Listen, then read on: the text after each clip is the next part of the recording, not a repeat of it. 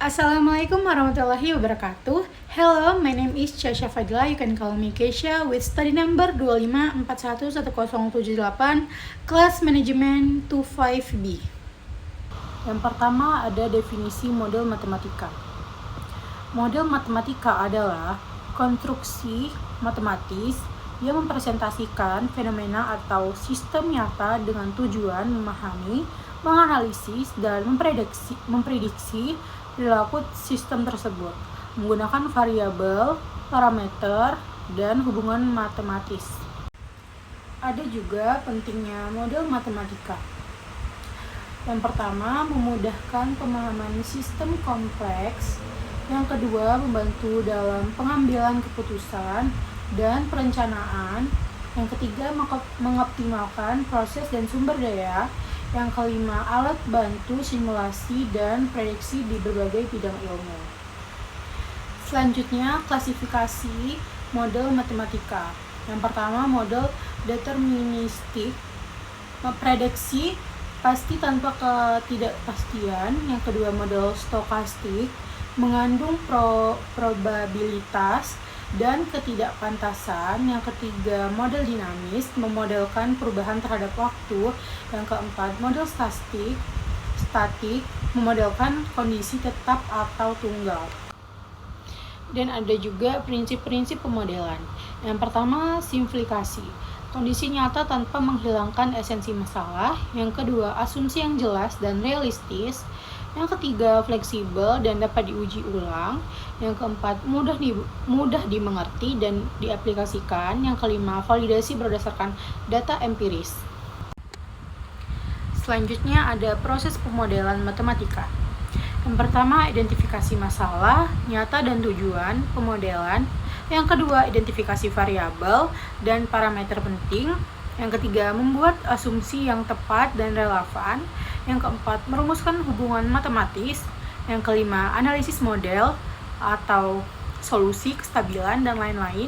Yang keenam, verifikasi dan validasi model dengan data nyata. Yang ketujuh, modifikasi dan penyesuaian model jika diperlukan. Yang kedelapan, implementasi model dalam aplikasi nyata. Selanjutnya ada variabel dan parameter dalam model. Yang pertama, variabel, elemen yang nilainya berubah dalam model, contohnya waktu populasi. Yang kedua, parameter, konstanta yang mempengaruhi model tapi nilainya tetap selama analisis. Yang ketiga, hubungan matematis, menghubungkan variabel dan parameter melalui fungsi atau persamaan. Nah, di sini ada contoh model matematika linear sederhana.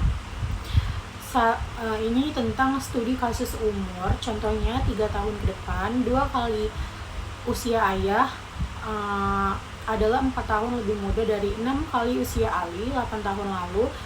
Usia ayah adalah 7 kali usia Ali. Rumuskan persamaan linear yang menghubungkan usia saat ini ayah dan Ali, lalu cari solusi dengan substitusi atau eliminasi. Contoh model pemrograman linear studi kasus optimasi.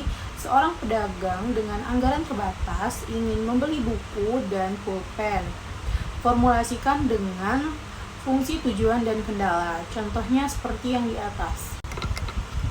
Nah, gunakan metode grafik atau simplex untuk menyelesaikannya.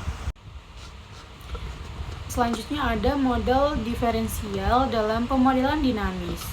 Yang pertama, model populasi adalah penyebaran penyakit MIS, model SIR. Yang kedua, persamaan diferensial yang memodelkan perubahan variabel terhadap waktu. Yang ketiga, sifat kontinuitas sehubungan sebab akibat dalam waktu. Adapun contoh aplikasi nyata, yang pertama, epidemiologi adalah memprediksi penyebaran penyakit. Yang kedua, ekonomi, peramalan produksi, pasar saham. Yang ketiga, teknik adalah optimasi sistem teknik, kontrol otomatis. Yang keempat, lingkungan. Lingkungan adalah simulasi perubahan iklim, kualitas air dan udara. Selanjutnya, studi kasus model. epidemiologi atau SIR, populasi dibagi menjadi 3 kelompok. Ada susceptible atau rentan, infected, terinfeksi, dan recovered atau sembuh. Model persamaan diferensial yang menggambarkan perubahan jumlah tiap kelompok. Adapun penggunaan model untuk menentukan upaya pengendalian penyakit yang tepat. Adapun validasi model matematis. Yang pertama, bandingkan hasil prediksi model dengan data empiris. Yang kedua, gunakan tes statistik dan analisa kesalahan. Yang ketiga, modifikasi parameter atau bentuk model jika hasil tidak sesuai. Tantangan dalam pemodelan matematika. Yang pertama adalah kesederhanaan versus kompleksitas dunia nyata. Yang kedua, data tidak lengkap atau tidak akurat. Yang ketiga, pemilihan asumsi yang tepat sangat krusial. Yang keempat, model yang terlalu rumit, sulit diinterpretasikan. Selanjutnya ada peran kolaborasi dalam pemodelan. Yang pertama, kolaborasi antara matematikawan, ilmuwan, dan praktisi. Yang kedua, pertukaran data dan pengetahuan mendalam. Yang ketiga, penyesuaian model sesuai kebutuhan praktis dan ilmiah.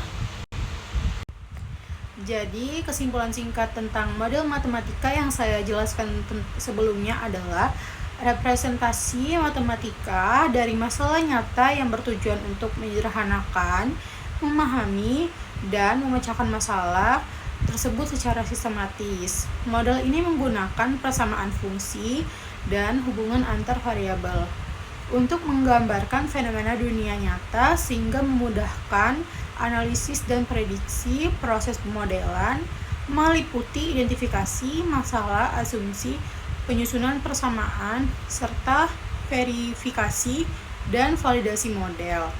Model matematika sangat berguna dalam berbagai bidang ilmu untuk pengambilan keputusan dan perencanaan efektif. Baik, sekian penjelasan dari saya. Mohon maaf jika ada kesalahan kata. Saya akhiri. Wassalamualaikum warahmatullahi wabarakatuh.